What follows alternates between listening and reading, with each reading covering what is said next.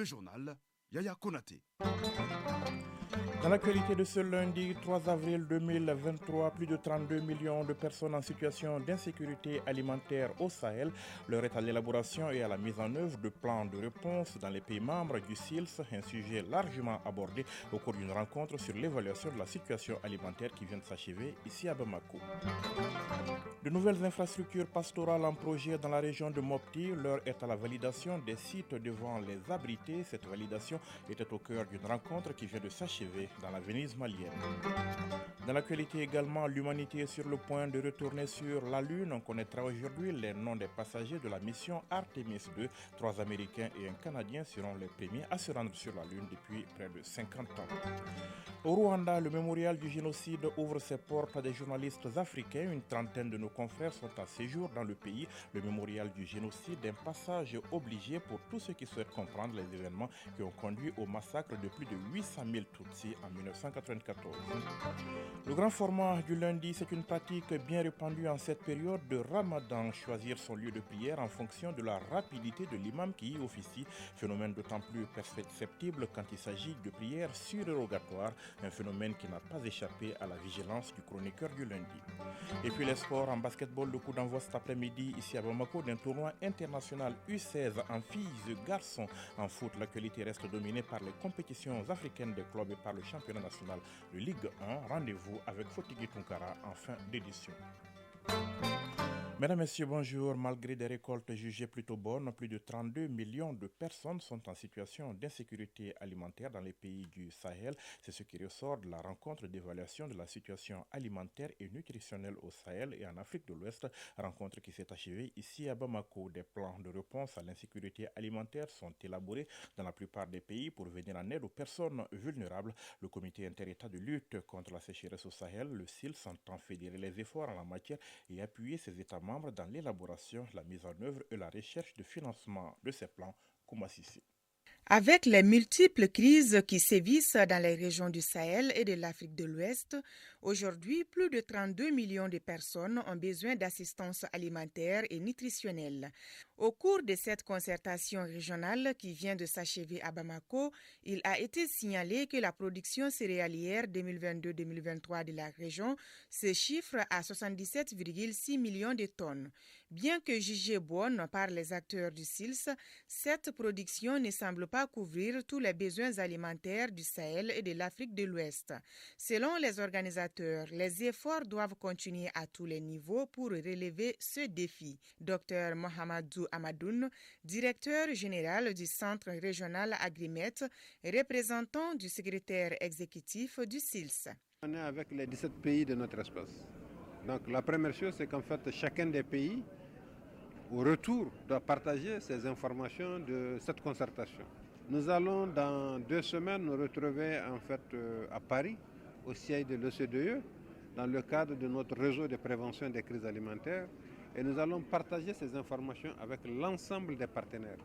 Ce qui est à faire tout de suite aussi et maintenant, c'est que les pays depuis la concertation de novembre ont commencé à faire des plans de réponse.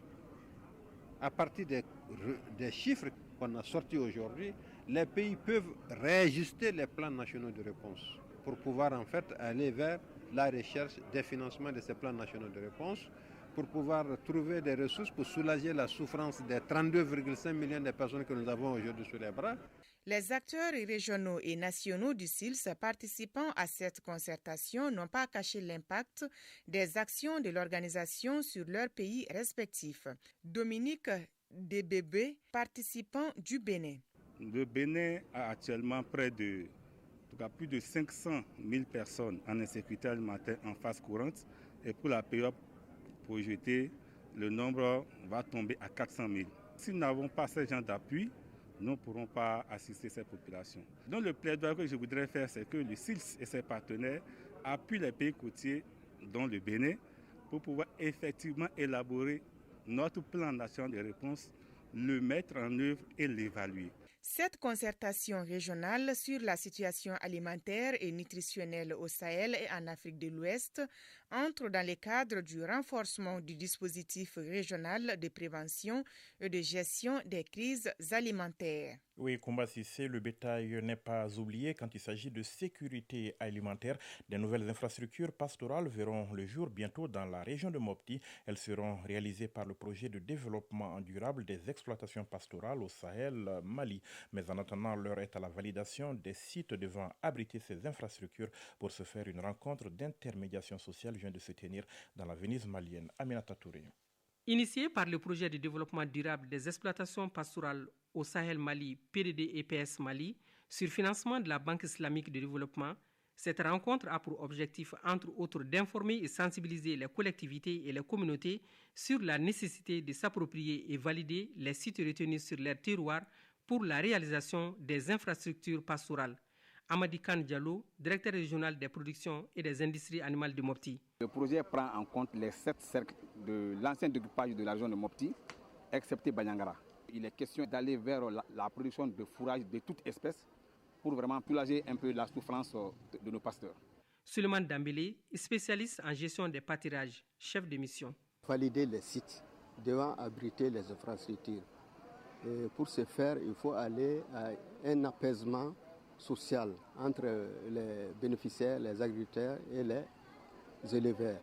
Selon les autorités régionales, le projet de développement durable des exploitations pastorales au Sahel Mali a enregistré des résultats forts encourageants, notamment l'électrification de 23 centres de collecte de lait, la finalisation de l'élaboration de 20 plans de gestion des périmètres pastoraux. Ousmane Diallo, conseiller aux affaires économiques et financières au gouvernorat de Mopti.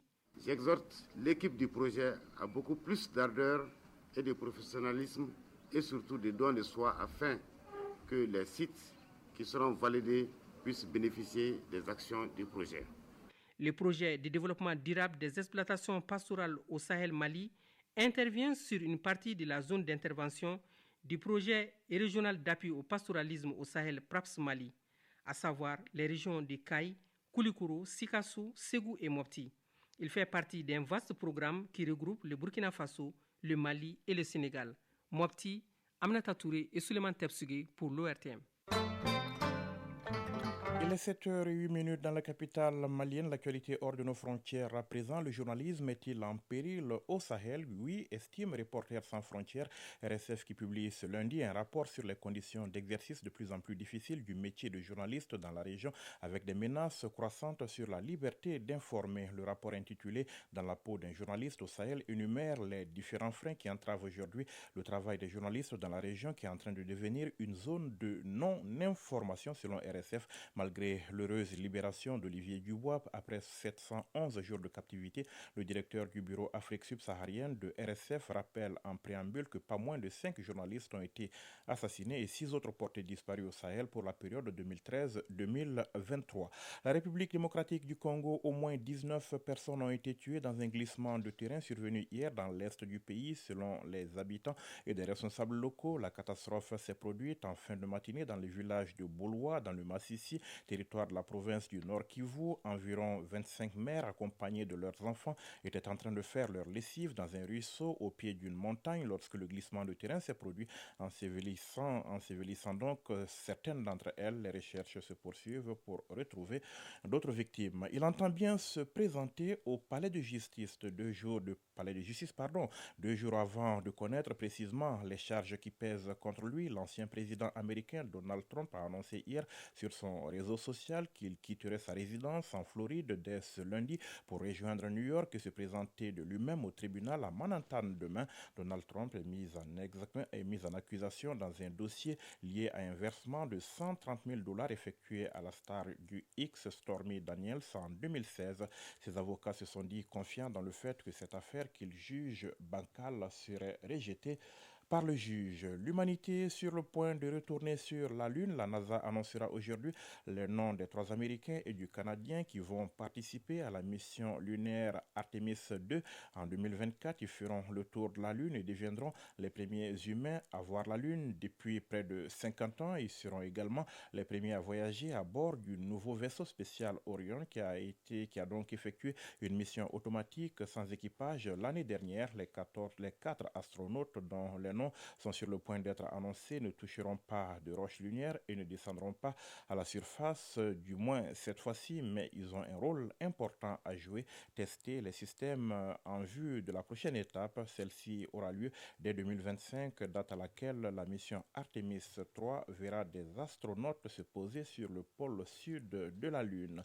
Les prix du pétrole s'envolent après l'annonce surprise de baisse de production. Plusieurs grands pays exportateurs, parmi lesquels l'Irak, l'Algérie, l'Arabie Saoudite et les Émirats Arabes Unis, Oman et le Koweït, annoncent une réduction de leur production dès le mois de mai. Cette mesure est présentée comme une mesure de précaution pour stabiliser le marché. Cette coupe annoncée hier signifie au total une baisse de production d'environ 1 million de barils par jour, soit la plus importante réduction depuis le mois d'octobre.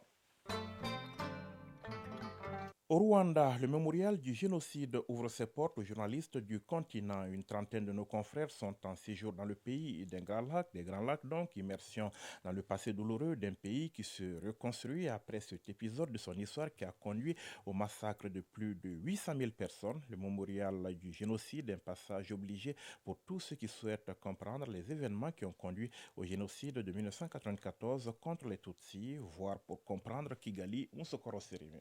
Quartier résidentiel de Gisozi, à 3 km de la ville de Kigali. Nous sommes au mémorial du génocide perpétré en 1994 contre les Tutsis, au Rwanda. Le musée ouvre ses portes à une trentaine d'hommes de médias de 12 horizons du continent africain, des journalistes venus se ressourcer, apprendre et comprendre l'histoire d'un peuple qui renaît de ses cendres 29 ans après cette tragédie humaine encore présente dans les esprits. L'édifice est inauguré en 2004 à l'occasion du 10e anniversaire du génocide. Ici sont exposés les vestiges et autres preuves matérielles du massacre. Jean-Claude Mokabe, guide au mémorial du génocide à Kigali. Les Rwandais étaient bons, comme on l'avait vu, mais ils ont été juste séparés par l'histoire. Ils ont été juste même manipulés par les leaders. La même histoire se peut reproduire. Mais si une fois on a le facteur justifiant comme celui-ci, comme le mémorial, ça nous aide toujours à réfléchir encore une fois. Fournir un endroit digne du nom aux victimes du génocide et apporter de l'aide aux survivants, en particulier les veuves et les orphelins, tels sont, entre autres objectifs de ce mémorial, symbole fort de l'histoire contemporaine rwandaise. Une histoire dans laquelle certains médias ont joué un rôle capital, celui de la désinformation et de l'incitation à la haine et à la violence. Sous la conduite du guide du mémorial, non moins un rescapé du génocide, l'immersion dans le centre est marquée par un film de témoignages des rescapés, des documentations, des photos, ponctuées par des explications détaillées qui suscitent une indignation aux visiteurs du jour. Christian Gazambetti est journaliste centrafricain. Nous avons entre nos mains un pouvoir, l'information, la communication. Cet outil, c'est un pouvoir qui peut servir pour le bien et servir également pour le mal. Et on voit que dans le cas du génocide au Rwanda, cela a servi pour le mal. Utilisons notre outil de communication, utilisons notre profession pour véhiculer le bon message, la bonne information, celle qui éduque, celle qui rassemble. Au total, plus d'1 million de personnes, en majorité des femmes et des enfants, ont trouvé la mort lors de ce massacre, ainsi que des dizaines de milliers torturés, mutilés et violés. Ces scènes d'horreur provoquent un sentiment de tristesse chez Oda Denise, venue du Togo. C'est vraiment très émouvant de venir ici et de regarder tout ce qui s'est passé. Et en tant que femme, c'était vraiment insupportable pour moi. Mon message à l'endroit des dirigeants africains serait de cultiver la paix. Comme Denise et Christian, chaque année, ils sont près de 50 000 visiteurs locaux et internationaux à venir se ressourcer dans ce mémorial. Le processus d'enterrement digne des victimes du génocide qui a débuté en 2001 enregistre déjà plus d'un quart des millions de disparus. Et d'autres fosses communes sont découvertes dans le pays chaque année, puis ramenées au mémorial. À 9h14 à Kigali au Rwanda, nous abordons le grand format du lundi. Nous sommes le 12e jour du mois de Ramadan et parmi les actes d'adoration, ces prières surérogatoires que les fidèles multiplient pendant ce mois dans cette belle ferveur religieuse. Un phénomène retient l'attention du chroniqueur du lundi. L'avez-vous remarqué, certains fidèles choisissent leur lieu de prière en fonction de la rapidité de l'imam qui y officie. Pour eux, moins les sourates choisies sont longues, mieux ça vaut. Le grand format du lundi, Bourama Traoré. Dans cette mosquée, difficile de se trouver une place quand la prière débute. Et cette mobilisation des fidèles musulmans n'est observée que pendant le mois de Ramadan. Et le constat devient plus saisissant au cours des prières surrogatoires après la rupture du jeûne. Si certaines mosquées font le plein, d'autres cherchent fidèles et n'ont pas sans raison. Mamadou Kontaga est un fidèle musulman. Après la rupture du jeûne, on a envie de se reposer. Il y a donc des imams qui sont rapides. Prier derrière eux permet de retourner rapidement à la maison. L'attitude de Mamadou Kontaga est bien partagée par Souleymane Sagara. Lui aussi est un partisan déclaré de l'imam prompt. Selon une formule imagée du quinquagénaire, la prière ne doit durer que 2 temps, 3 mouvements. Le constat est général aujourd'hui. Dans les mosquées où les imams prennent de longues sourates, les jeunes se font rares. Il y a surtout des vieux qui ont un certain temps. Moi, je pense qu'on peut aller un peu vite pour terminer à temps. C'est un phénomène qui semble s'enraciner dans le comportement de beaucoup de fidèles pendant le mois de Ramadan. La recherche des mosquées et autres lieux de prière où les imams sont rapides devient un réflexe de certains, comme Moussa Doumbouya. Je suis à l'aise quand je prie derrière un imam prompt. Et l'autre avantage, c'est que cela me permet de me concentrer sur la prière et de finir tôt. Quand accomplir son devoir religieux à la mosquée devient un simple acte de présence, c'est le cas pour Salia Sissi et Abouakar Kouyaté, deux adeptes de la promptitude et un même souci, retrouver vite les plats déjà prêts. J'aimerais prier derrière un imam rapide parce que après la rupture, quand on boit de l'eau, des kangalibas et quand on mange, on ne sera pas trop à l'aise, quoi. On sera pris un peu par la nourriture. Bon, j'aimerais qu'on fasse la prière rapidement.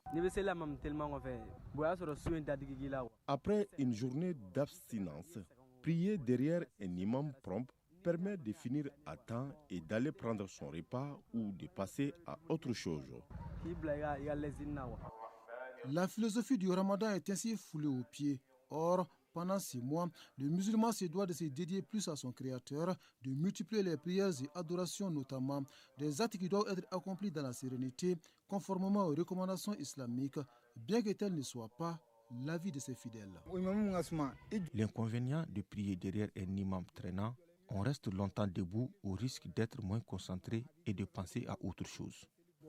Pour moi, l'imam, qu'il soit prompt ou traînant, cela n'a aucun impact sur la foi. Je reproche aux autres imams d'être lents, car surtout pendant ce mois de Ramadan, il fait très chaud. Ils peuvent avoir des gens qui sont malades dans la foule, qui peuvent s'évanouir. Pour moi, ça n'a pas d'impact sur la foi, car si l'imam, même s'il est rapide, s'il prononce bien les paroles, les sourates, et que les gens comprennent, ça peut aller. C'est difficile de tenir derrière un imam traînant. Quand la prière devient très longue, je me demande si l'on peut finalement se concentrer. On risque de penser à autre chose qu'à Allah. De l'avis de l'islam, la prière n'est pas une course de vitesse. L'accomplir selon les normes est une exigence absolue, selon Al-Hassan Ba, islamologue. La prière requiert un certain nombre de conditions et de normes. Ces conditions-là, lorsqu'elles sont remplies, la prière, elle est valable. Dans un hadith quasiment authentique du prophète sallallahu alayhi wa sallam, il dit que la prière elle-même prie pour celui qui l'observe.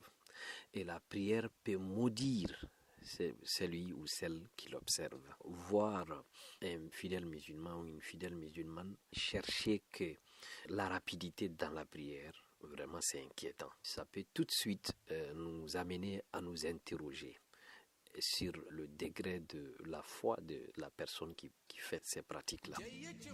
N'est pas imam qui le veut. Exercer cette tâche nécessite une certaine connaissance et surtout une bonne conduite, précise l'islamologue. Cet imam en question doit être formé parce qu'il y a une jouissance dans la prière. Il y a une joie extraordinaire dans la prière lorsqu'on l'observe comme il faut. Et quand on ne l'observe pas comme il faut, elle devient un fardeau. Et raison pour laquelle on voit que la personne veut tout de suite finir et partir, se retrouver dans son grain ou se retrouver dans d'autres activités. De tels imams doivent en réalité cesser de faire ces pratiques-là et vraiment donner à la prière tout son sens, toute sa dimension spirituelle. Une condition fondamentale pour être au rendez-vous des récompenses, car accomplir de façon correcte ses obligations religieuses reste le chemin bien tracé et sans embûche. Mais à vouloir emprunter un autre, la destination deviendra certainement incertaine.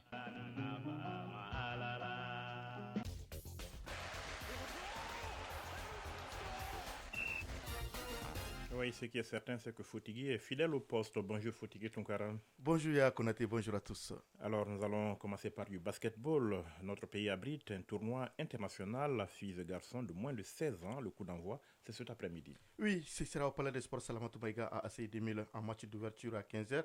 La Guinée-Conakry affrontera la Côte d'Ivoire chez les garçons. Puis à 17h, le programme nous propose la même affiche Guinée-Côte d'Ivoire chez les filles. Le Mali effectue sa première sortie à 19h30. Ce sera contre l'Algérie chez les filles. La même affiche Mali-Algérie revient à 21h30, cette fois-ci chez les garçons. En initiant ce tournoi, l'objectif de notre pays est de préparer ses équipes pour le prochain Afro-Basket de la catégorie prévu au mois d'août en Tunisie. Alors, pour plus de précisions, je vous propose d'écouter Maître Jean-Claude Sidibé, le président de la Fédération malienne de basketball que nous avons joint au téléphone. La Fédération malienne de basketball vise un seul objectif, préparer nos deux équipes nationales de U16 filles et garçons, parce que nous avons l'Afro-Basket U16 filles et garçons en Tunisie, à Monastir, au mois d'août prochain. Donc vous savez que le Mali en filles est détenteur de la Coupe pour la 7e fois, et on va aller chercher le 8e titre en Tunisie. Nous sommes détenteurs une fois chez les garçons, et nous sommes en train d'aller chercher notre second titre. Donc ce tournoi va nous permettre de voir un peu les différents réglages avec l'encadrement des filles et des garçons, pour qu'on ait la meilleure équipe possible et qu'on puisse amener ces deux Coupes d'Afrique à Bamako.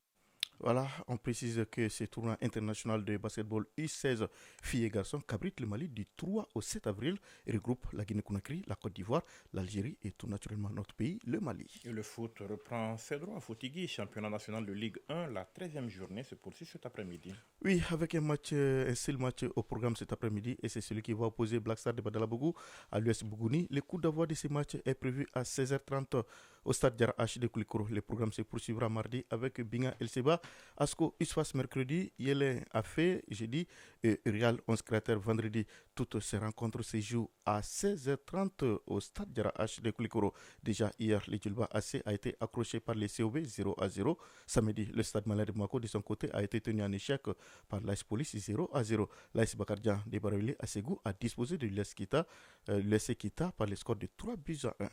Les compétitions africaines des clubs à présent, l'AS Real de Bamako a affronté hier en Tunisie l'US Monastir pour le compte de la 6e et dernière journée du groupe de la Coupe CAF. Oui, les Scorpions de Bamako se sont inclinés 2-1, défaite sans conséquence pour l'AS Real qui avec 5 points conserve sa 3e place du groupe devant le TP Mazembe qui compte 3 points après sa défaite 1-0 sur ses propres installations face à Young African de Tanzanie de notre compatriote Djigui Diarra. Les Tanzaniens terminent ainsi cette phase de poule en tête du groupe D avec 13 points devant les Tunisiens de l'US Monastir, 13 points également. Autre résultat de cette ultime journée, Diable Noir de Congo et Motema Pembe de la RDC ont fait match nul 0-0. ASEC Mimosa de Côte d'Ivoire a gagné contre River United de Nigeria 1-0. Pyramide a battu Futur FC 2-1.